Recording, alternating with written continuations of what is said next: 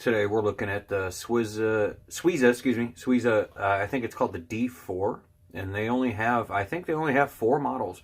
This is the 2-layer model with the corkscrew. So if I'm wrong, don't be afraid to correct me.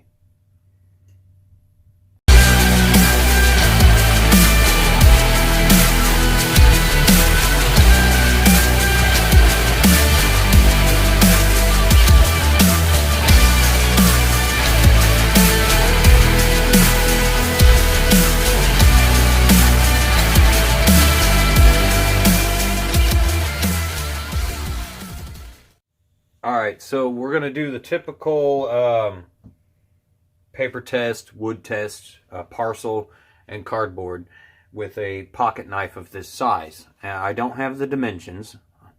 Sorry. I just got it. I've carried it one day. And so far, I kind of like it. It's got this matte, not matte, almost matte kind of finish. And it's rubberized. I don't know if you can feel that traction on my fingers. But yeah, it's really grippy. I do like that. And I'm a person who has never strayed away from Victorinox. Excuse me. Never have strayed away from Victorinox. I love Victorinox. But their Celador scales are really smooth and slippery. And it's something I've never disliked or had an issue with. And I still don't, even though I got this, and it's got better grip to it. It's a little bigger. This is a 84 millimeter Swiss Army knife. It's their smaller brand. It's the smaller one. The bigger, the normal size that you're used to. Hold on, let me pull one out here. Is this size. So you've got your 84 millimeter Victorinox and your 91 millimeter. If I'm wrong, correct me. I know a lot of people don't watch this channel. I'm not expecting a huge turnout. You know, I don't know why I still do this. I just do it for fun. But yeah, here's your average normal size, and here's your sportsman is your 84 millimeter. So your Swiza, it's about the same size, just a little bit bigger than a normal Swiss Army knife made by Victorinox. So here's your new Wenger brand, now called Swiza. I think it's just the curve to it. It makes it look just a little bit bigger. I think it's about the same size. So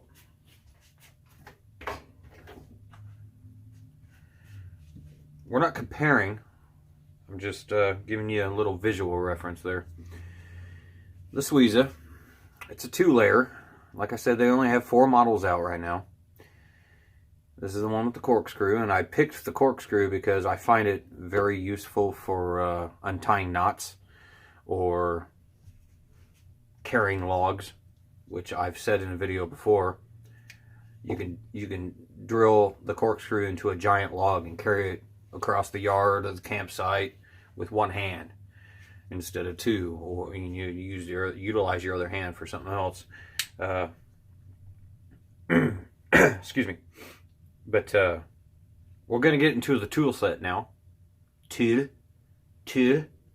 tool set now. And take a look at her and see what she's got. So she's got your can opener. Looks a little silly, but it's styled after the Victorinox can opener, which is cool. And I keep comparing, but instead of a hook style, it's this style, which is really neat. Instead of you drawing back on the can to open it, you push forward. You hook onto the lip of the can and push forward. I wish I had something I could open for you guys. I just don't right now. I got SpaghettiOs upstairs, but it's that pull thing where you can't use a can opener on it. It's already set up to just pull open. I don't have any cans upstairs to open. But yeah, it's that hook style, and it does work on flathead and Phillips heads. Let me see if I can find a Phillips head, and I will show you. All right, on the fly, I guess this will work. I wasn't prepared. I didn't prepare my shit. So here we go, a little light switch. Hopefully everything's in focus. You got a Phillips head here. There's some focus going on here. There we go. Yeah, it does turn a Phillips head. I tried it at work on something silly. There was like a broom holder or something, and it does catch on the Phillips head. It does turn it, and this one was tight. It was a fixture, bleh, and it did turn it. It was a tight screw, and it did turn it, and it worked fine. So I'm hoping that it's that trend will continue, that it keeps working on Phillips heads.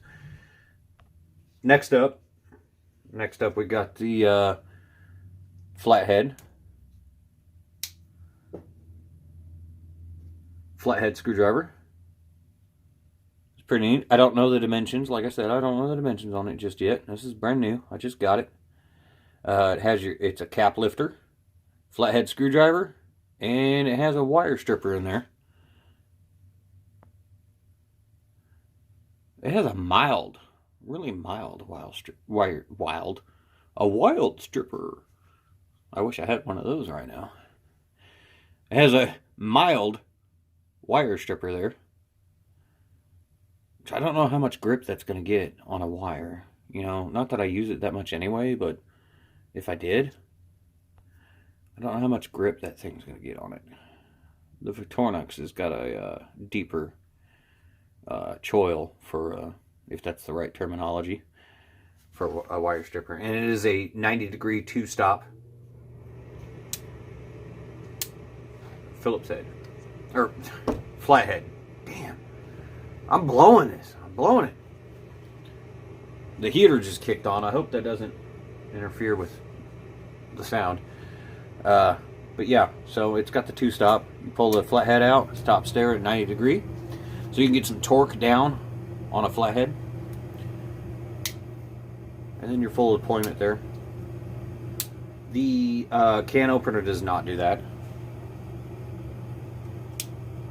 If I can get it out. There we go. Speaking of whipping it out, the nail nicks are different on this thing. On this Swiza. They go all the way through the tool sets. Every tool set on this thing, every tool, the nail nick it's not like a nail nick like on a Victorinox. See, they got the nail nick there where you put your nail in it. The lighting's horrible, sorry. If you dabble in these things, you know what I'm talking about. But you got the nail nicks. There's a good shot. Get your nail in. You can only do it from one side. The Swiza, it goes all the way through. On all the tools, it goes all the way through. Let me pull the flathead out. There you go. See, it goes all the way through. The can opener goes all the way through. The only one that doesn't is the reamer, the awl. It's right here. I'll get some focus going on there, you guys. And that just totally destroyed the focus. There we go. You just pull up on this lip it has, and it's one position. It's really sharp, so I'm going to be careful. There's the awl with the sewing eye. I don't know how much sewing I'm going to be doing with this thing, but it's got a good edge on it too. She's pretty sharp, and I think the positioning on this is pretty cool, because all the Victorinox I've had for 30-some plus years now it's always on the corkscrew side, where it comes out in this position. And sewing, if you had to do it, I mean, I don't know. I've never done it. I've never had a need to do it. But drilling, It drills holes in wood. You can make a line tensioner for your tent, which I might have a video on. I don't know. If not, go to Wilderness Innovation. Go to that channel and look up, I think it's batoning with a Swiss Army knife. Yup. I think that's what it's called, with the yup. Or it's making a line tensioner with a Swiss Army knife. I can't remember. But he does just that. He makes a line tensioner with this thing. He drills a hole in wood, a little wood stick, and does what I'm talking about. But there's a huge difference in these things. Only in, not the sewing eye or the blade design, but in the positioning of it. This one goes on a horizontal positioning, and this one's like more of a portrait, if you're referring to a photograph, a portrait type of design, which I think you can maybe dig better with this. This may end up being better. I'm gonna have to do some testing and see how that works. I haven't had a chance to use it yet, so I don't know. But you got those two tools, and then we're going to go to the main blade, which is the most important part of this utility. Multi-tool is the main blade. How good is it? I'd have to say it's pretty damn good. I'm going to show you here in just a second, but one gripe I do have about it is that the shape of the handle is curved. You see that? The blade kind of follows that trend. It curves forward. It's weird. I don't know if that's going to assist with draw cuts or what, but you got your Victorinox, and they're all like this. So this model is fine to use as a template for what I'm talking about. Straight up and down, and this Swiza, look at that. That's weird. Very different. It's curved, and that may have surfed. I just said a surfed. I need a drink. That may assist with draw cuts, for all I know, and that may be by design. I'm not sure. I'm going to have to, like I said, I've only had it for one day. And here you've got the Victorinox symbol there that everybody knows and loves. Put that one down. And then you've got the classic Wenger just cross. They don't do a shield or anything. It's just, they just do a cross, and they continue that trend with this new company that they're with, Swiza. But yeah, that curve is a little different. Excuse me. Speaking of the symbol, this little guy, it's the first one I've ever had, and it's what really attracted me to it. It really did attract me to it. Is it has a locking blade.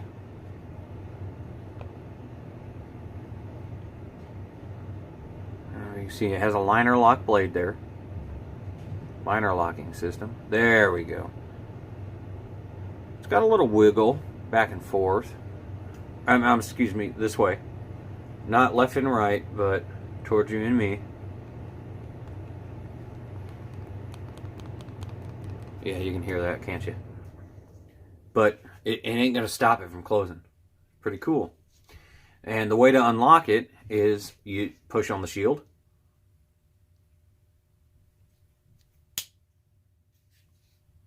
Unlocks and closes the blade. Alright, so now to get to the most important part of the vid, we're going to cut into some shit. Alright. First, we're going to get the blade out. And we're going to... She feels razor freaking sharp. But I haven't used it on anything yet, so I don't know how she's gonna do. It's the first time, so computer paper.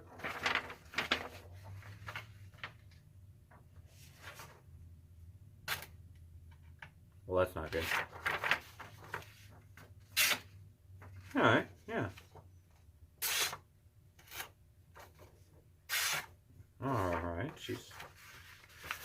pretty sharp. Oh, okay, okay. Oh, all right. I guess it's about the angle. Just like with any knife you've never used before, you got to figure out the geometry of it. You got to figure out how you're gonna angle your cut. Yeah. All right. Yeah, she's sharp. There she goes. I call her a she. No, I'm not a professional paper cutter, so. All right. She's doing good on paper. Let's try something a little more robust. Let's try some cardboard. This is a light bulb package. It's cardboard. Kind of thinner cardboard than I like a cardboard box, but we'll give her a shot, see how she goes. Oh yeah.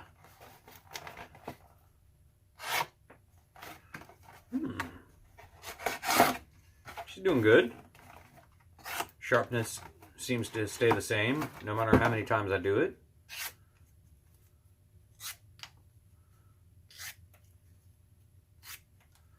All right, let's try like a parcel, like a little vanilla. It's vanilla. A little manila envelope. You get a little package, I don't know, Bluetooth earpiece or a dildo or whatever the fuck your device is. Let's try this bastard out and see how it goes. It's pretty thick. That's what she said. Let's try this out and see. Went right through it. Oh yeah. Nice. Oh wow. Okay.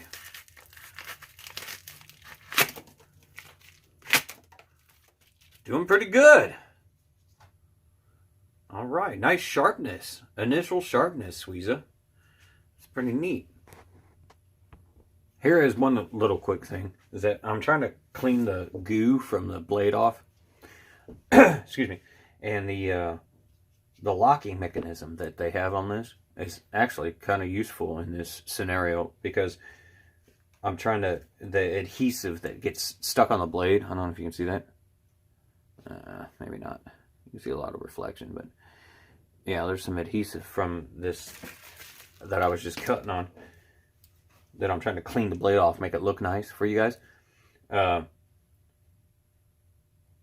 You can pull down on it like this to get that off, and the blade ain't gonna close on you because it's a locking blade. That's pretty cool. That's one of my favorite features about this Swiza is that it's the first little knife I've ever had since I was 10 years old that is a locking blade on a tiny little knife like this. I've got some other ones over here that I've done vids on, like the Victorinox Nomad.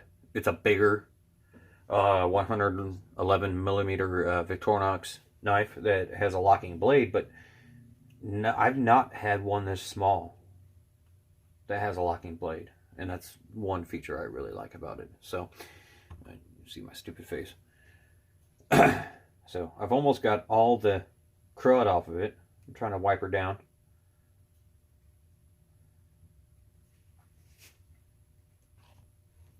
All right, so let's see how she does on wood. That's the last thing I got. I got a piece of cedar here. That's all I had handy was cedar. Let's see how she digs into cedar. Focus going on here. Yeah. There you go.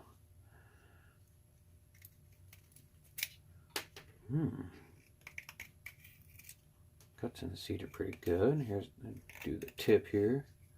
Oh yeah, she loves the tip. Try to dig into the cedar. The tip's pretty good. Go down the blade a little bit more. Yeah, if you want to whittle with this thing, the spine's a little thicker than a Victorinox, just a little bit of this size.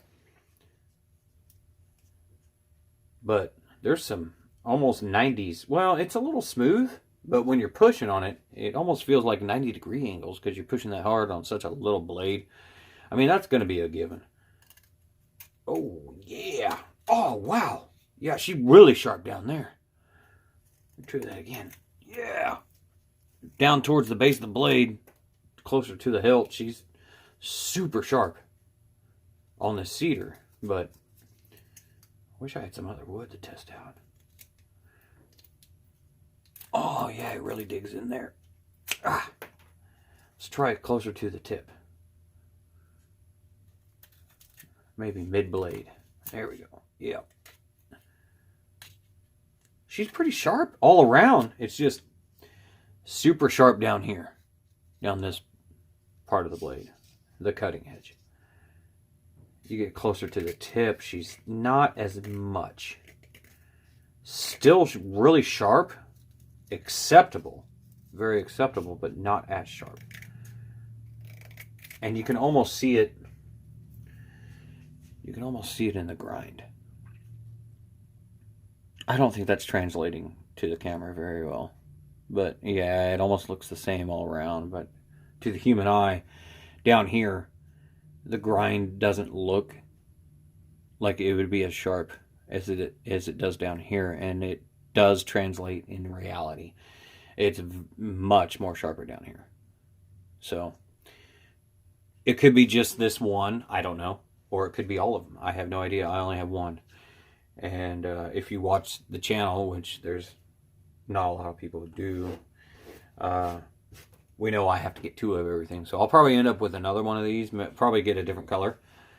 I'm going to throw this thing on some paper, which I first tested, and see how the sharpness stays throughout the testing. All right, here we go. After just that little bit of testing, wasn't much. I'm not going to baton with this thing just because it has a liner lock, excuse me. But we'll see. It's the same piece of paper. We'll see how she held up just through that few minutes of not abuse, but a little bit of testing. Here we go. That's not good. Maybe it's my lack of skill on paper cutting. I'm not a professional paper cutter, like I said. Ha! Did it again. And I don't know exactly. Just got this. Just heard about it. I don't have all the specs. I don't know what type of steel it is. It doesn't seem like... Seems like there's a rough spot in the blade, like around the middle.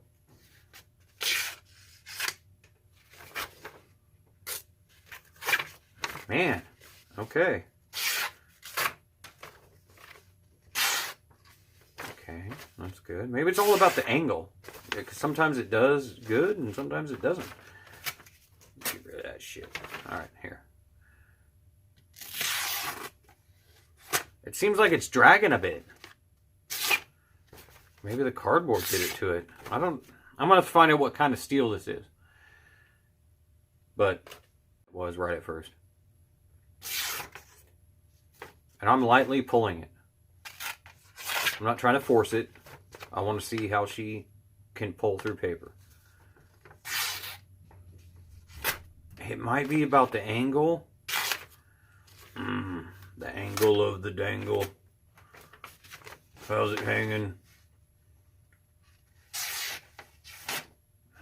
It does good here and then it does bad there. It's weird. I don't know. It's kind of weird. It's kind of hit and miss. So I'm going to find out what steel this is and maybe do some update info. Push the shield. Close her shut. The color, they have, oh goodness, they have blue, white, black, and this red. It's called red, but it's more like in real life. I don't know if how the camera is translating the color versus your eyes, but the color, it's called red, but it's more like it's on the verge of orange. It's so like a brightish, rich.